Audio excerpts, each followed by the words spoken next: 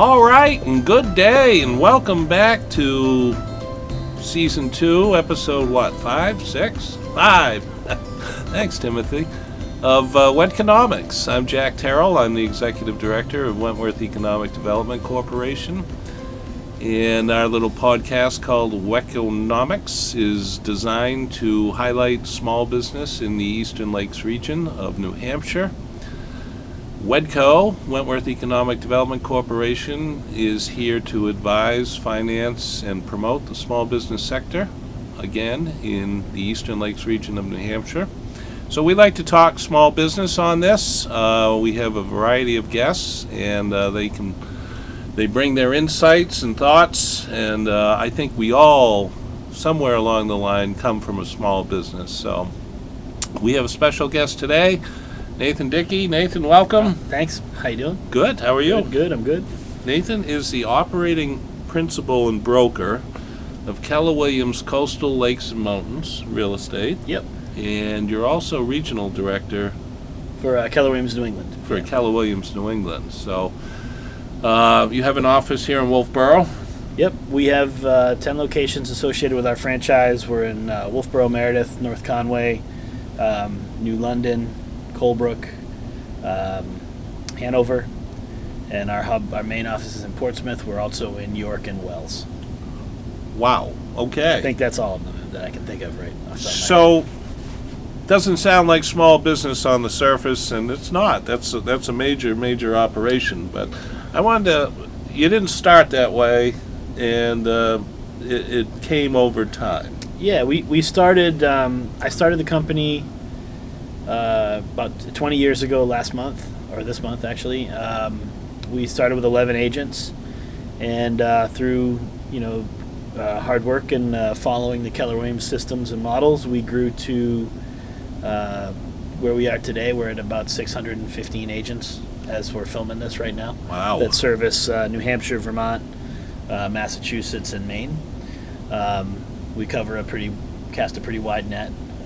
And we represent about 15% of the market, the total real estate market in New Hampshire. 15%? About, yeah, in that realm. That's a big... Depending on the town you're in, we can be either 25% or I think our lowest is about 12 in the 15 to, like in the mid-20s to mid-teens. So when you say Maine, you're talking pretty much coastal Maine. Do you go up to Portland? There's another franchise in Portland. We do sell in Portland, but not a ton. Yeah. We're really, Kennebunk is about where we sort of stop, Okay. and then we come back down, through Sanford and over to North Conway again, like Freiburg and all that.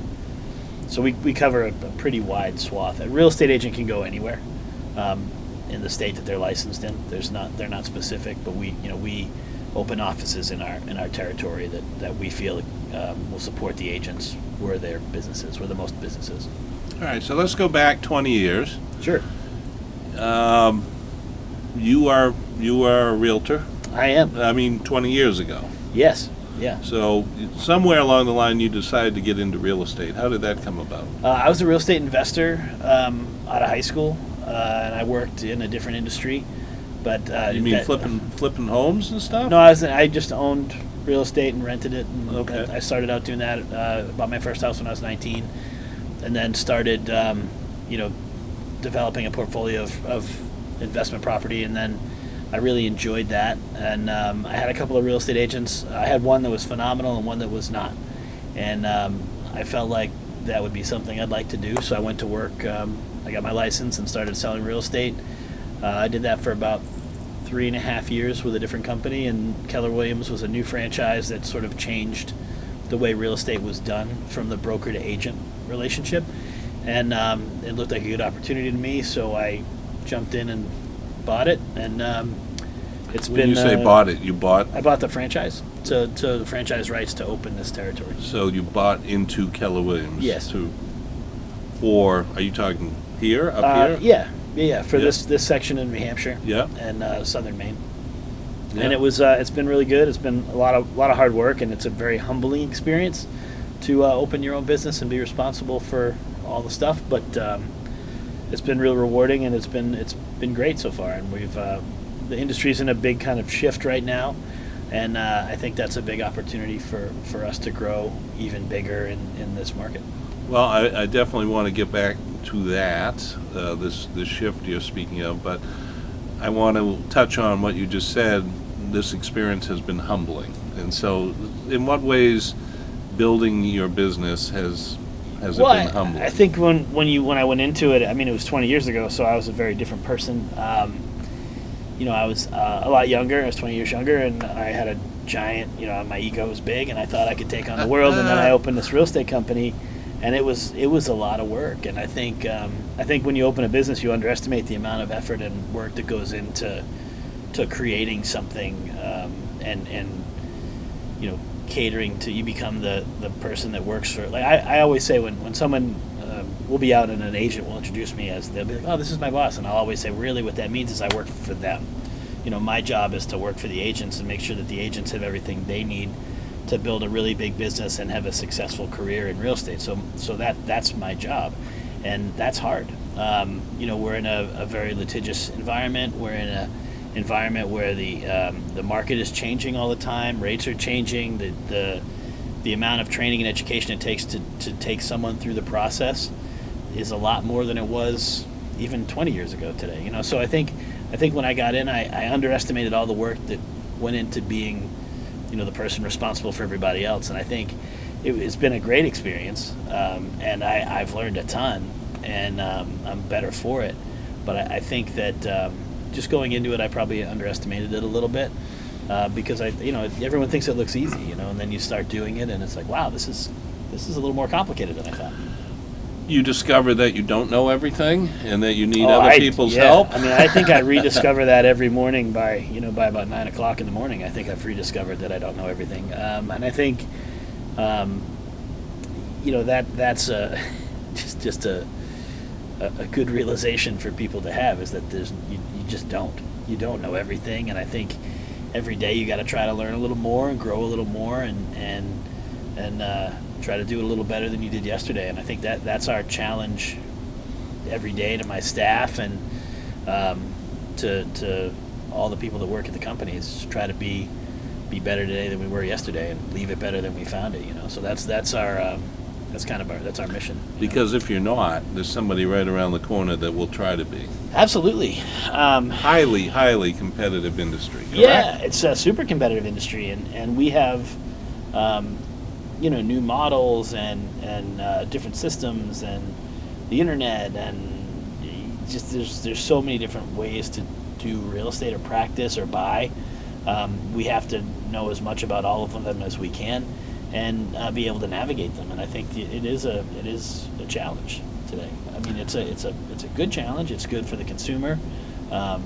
It's the industry, I feel like, is getting, the barrier of entry is getting a little harder, and it's becoming, not that it wasn't professional before, because I think it's a great profession, and it's been an amazing profession since, I think, the first National Association of Realtors meeting was in the 1920, I think,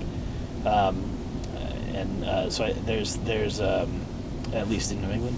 So I think there's been it's always been a very professional business. I think it's becoming more professional now, because of the way that society is kind of deeming that we do it, and I think it's fun to be on the ride. Right. I actually dabbled in real estate, and I was with Keller Williams while I did it. I was down in Florida at the time, and boy, did I learn a ton in the time that I was there. Yeah, I mean, we're an education and training company, it's kind of disguised as a real estate company. I remember that. I remember that logo or that saying, but they certainly seem committed to that path. Yeah, we're running 10 to 14 classes a week in our offices to train our people, to get them trained up, and I would think that we're the only company that's doing that. 10 to 14 classes a week? Yep. So do you have people that are dedicated to the education of your... We do, yeah. Really? Yep, non-competing trainers that just teach, yeah. Or brokers that just teach, that don't sell. Yeah. Yeah, they assist the agents with their work. So I think it's that's a value that we provide to our agents to make them better. But So I'm biased, and I think that we have the best trained agents in the country in the industry are here. Yeah. Well, hey, you gotta walk the walk, and clearly you guys are walking that walk. Which leads me back. Your somewhat humble beginnings, and again, the humbling part when you realize that yes, you're the boss, but really you're the servant of those that work for you. Yeah. And I think that's would have been or has been one of the keys to your success, is that you approach your role that way, because not everybody does that. Yeah. Yeah, I mean, I can speak to what we do. I mean, we just, what I do, and I think that if we come into it with sort of that servant's heart, I think it shows up in what we do. And I think as a realtor, you have to show up that way to be successful anyways. I mean, our job is to handle the largest purchase many people are going to make in their entire life. That's our job. So we have to show up ready to do that. We have to show up with a servant's heart, make sure we meet the needs. We make sure the property they're buying meets the needs of their family or whatever they're going to do. And I think that that's just sort of the nature of our industry. So when it you goes all the way up. Yeah. As you grew from 11 to 615, there were probably times when you would. Well, I don't know. I'm not going to speak for you. I guess what I'm asking is, what sort of qualities would you look for in a person who wanted to be an agent in your company? I'd look for someone that's honest, hardworking,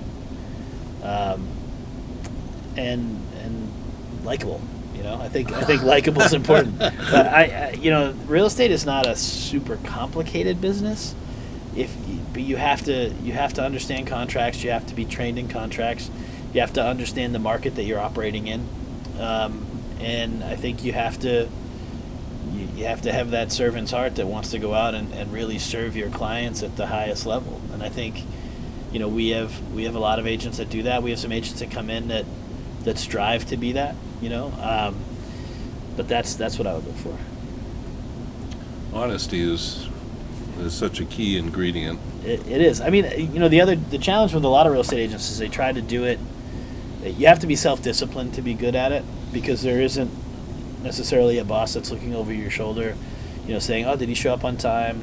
Oh, did they are they leaving early?" Because you're accountable to yourself, right? And so you have to be accountable. And I think that's probably as big as honesty. Accountability is probably the next biggest piece. You're accountable to your clients. You're accountable to the transaction. You're accountable to the brokerage. You have to be accountable. You have to be someone that can take accountability for their own actions and not blame the tough parts of life or the deal on somebody else. It starts and ends with you. Well, you got 615 people out there wearing your badge, right? Yeah, that can be it's great and terrifying. Yeah. That's right. I mean, that's like the Walmart trucks going down the road that say Walmart on it. If you get a bad truck driver, man, that doesn't reflect well on Walmart, and the same would be true.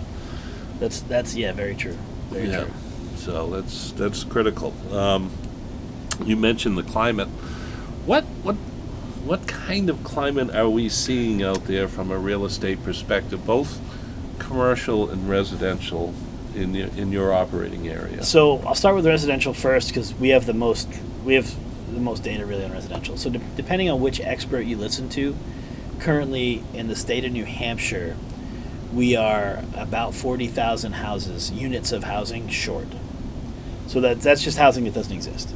So whether it be apartments or single-family houses or duplexes or mobiles, whatever, we're about 40,000 houses short, which is why the prices continue to just climb. We only build about 3,000 houses a year in New Hampshire, maybe a little more than that, but like between 3 and 3,500 houses a year. So we're not catching up. So currently, if we have 40,000, we have over 10 years of inventory. So of not having That's sort of lack. That's of a inventory. huge, yeah. And that number is growing. So, a lot of the towns have sort of legislated themselves into this problem, where they've made it harder and harder to build, or more expensive to build, and that cost just gets directly passed down to the consumer. So that creates, one of the things that increases the prices of the homes here. Our median home price is the highest it's ever been right now. We're seeing first-time buyers buy houses that are in the fours. That's a lot. Our average sale price in our office is in the sixes.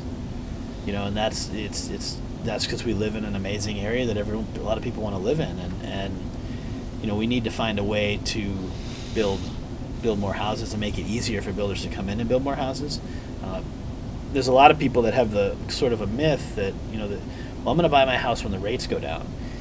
Or when the market comes down. The market's probably in New England not going to come down for a long time because of the housing shortage. We could lose half the buyers in the market right now, and we still don't have enough houses for them. So what I would suggest is, if you're looking and you're in the market, don't wait, buy now. There's never been a better time to sell your house now, because it's worth more than it's ever been before. It's still a great time to buy because we're going to continue to see growth in the market because of the supply and demand, and rates are going to go down at some point. They're not going to go down a lot. I don't think we'll ever see fours again, for not in the near future anyways. But if they go down into the sixes or the fives, that'll be amazing, and that'll actually drive prices up again. So that'll push prices even higher because affordability will get better. So that'll end up driving prices up. So what you want to do is you want to get something now. It may not be the perfect house it may not be your dream house, it may not be your forever house, but you want to buy something, because if you get something, you're on the ride. And the market's going to go up, and you're going to go up with the market if you buy something. But if you wait for the market's going like this every day. Right.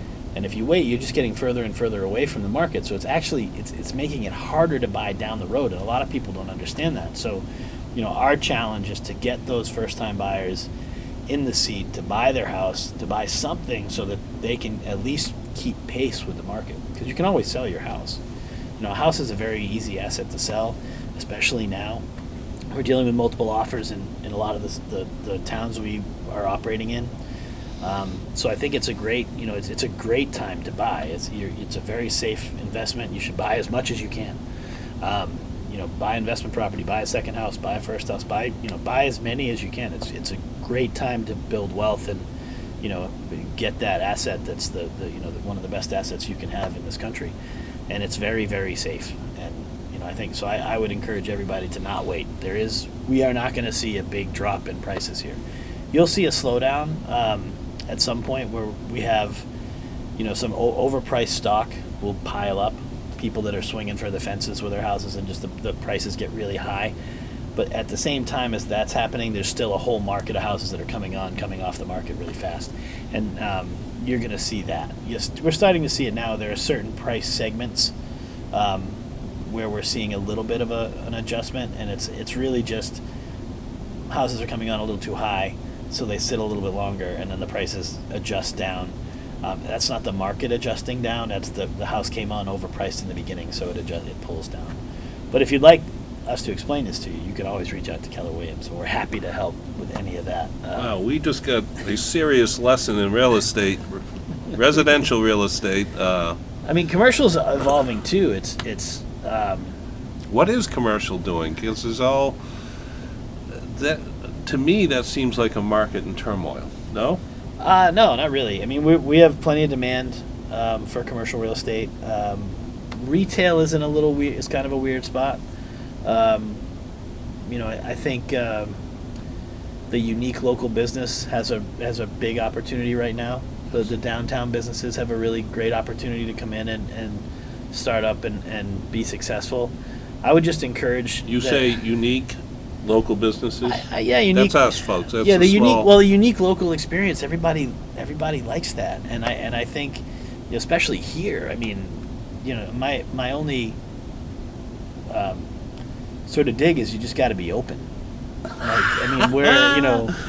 If you're a local retail business and you close at 5 o'clock, everybody's working until 5 o'clock. So you should be open after 5 o'clock. You should be open. Like hiring help and being open is super important. So I would that would be my only, you gotta be open when the people are out there. And I think we're starting to see that because there's a lot of new business owners that are coming in that are really aggressive that want to run a big successsul business and they're just it's not a part-time job for them, it's their job, so they're open, and I think those businesses are going to do really well right now. And I think understanding the market you're in, whatever it is, and knowing what the people's needs are, and then I think being available to the people, I think it's a great opportunity to do some fun local businesses. And we have such a our population. When I kind of grew up here, I was a summer kid, and it's so different now than it used to be. Like everything used to kind of die down in the winter. It doesn't really anymore. Like we're a year-round place. There's a lot of people that live here year-round that work on the seacoast. There's a lot of people year-round that go to Manchester or Concord to work. We have a much bigger year-round population, and I would say it's just a matter of everybody being open. I think so I hope I didn't make anyone upset with that, but I think we should be open more. Well, hey, it's an honest assessment. Yeah. You're not the first one to say it either or notice it. But, there are all those challenges of finding help, and, so there's lots of things that factor into that.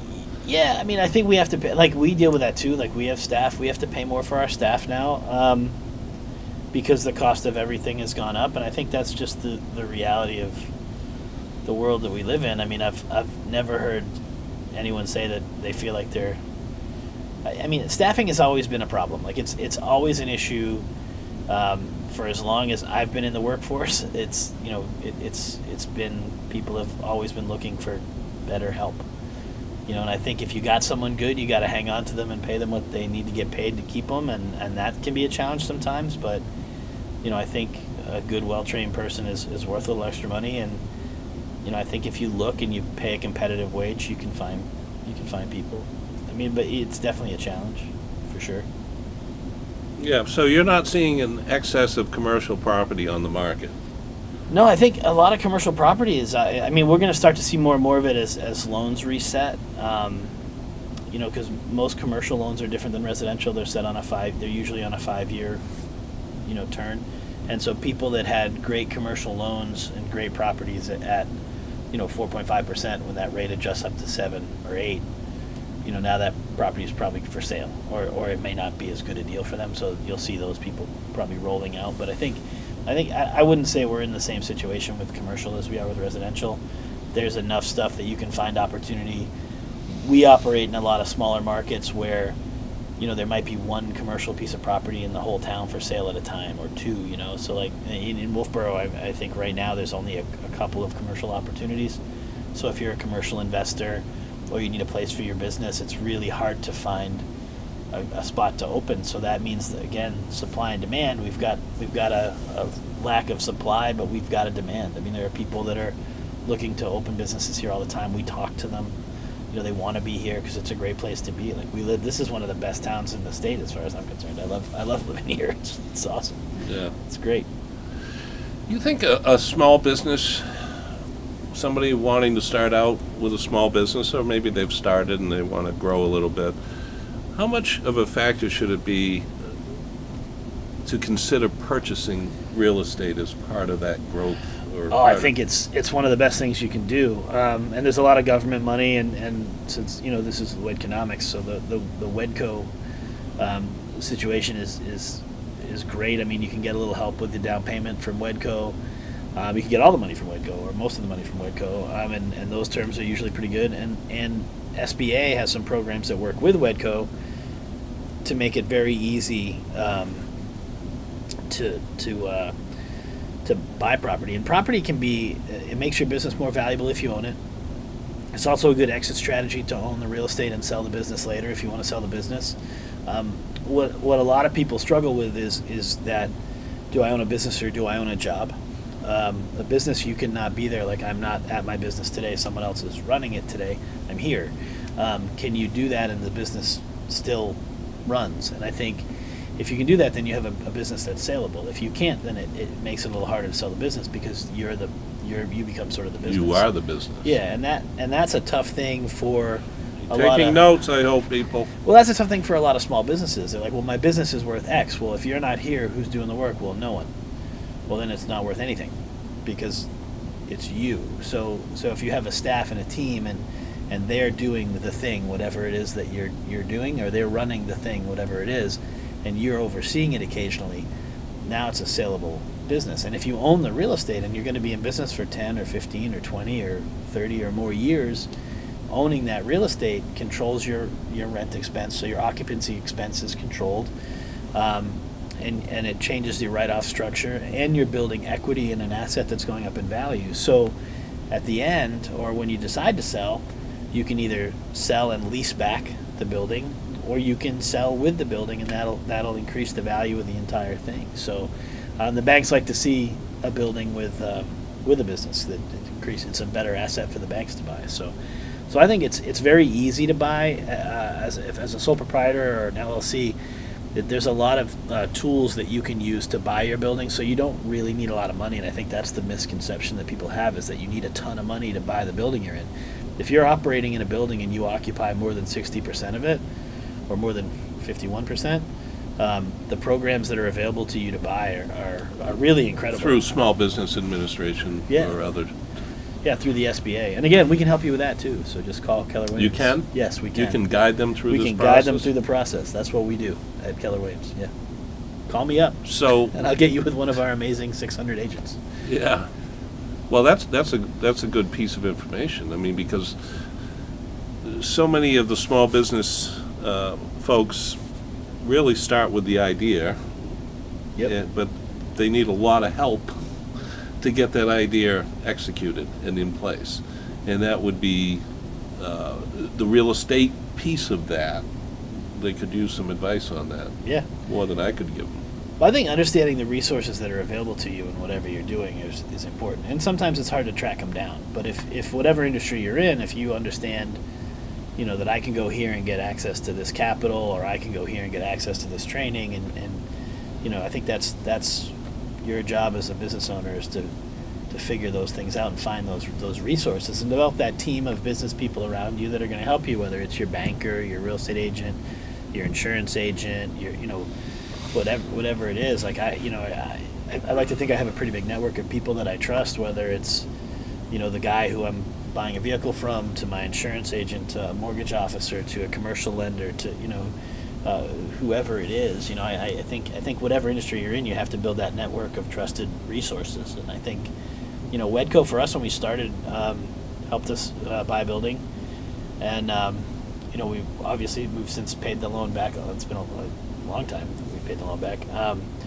but it was it created an opportunity for us to buy a piece of real estate that we wouldn't have been able to without it. And that real estate has more than doubled in value since we bought it. So I think having, without knowing those tools, and having someone, actually it was a local real estate agent in Wolfeboro that introduced me to WEDCO, and without having had that conversation or meeting, I don't know that I would have owned the building that we owned, because it was our Meredith office that we bought, and I don't know that we would have purchased that not having the resource of WEDCO. So I think it's important to go exhaust those resources, or find someone that can help you navigate that stuff, and that's what a real estate agent's job is, is to help you navigate, not to do the loan for you, but help you navigate the people, or connect you with the people that'll do a great job to make sure that you achieve your goals in real estate, buying real estate. And that ties back into that humbling thing. You listed about 15 different hats out there, and no one person can wear all those hats. And that's so true, yeah. So to build a trusted circle... I'd watch out for that person that tries. Yeah. Whoa.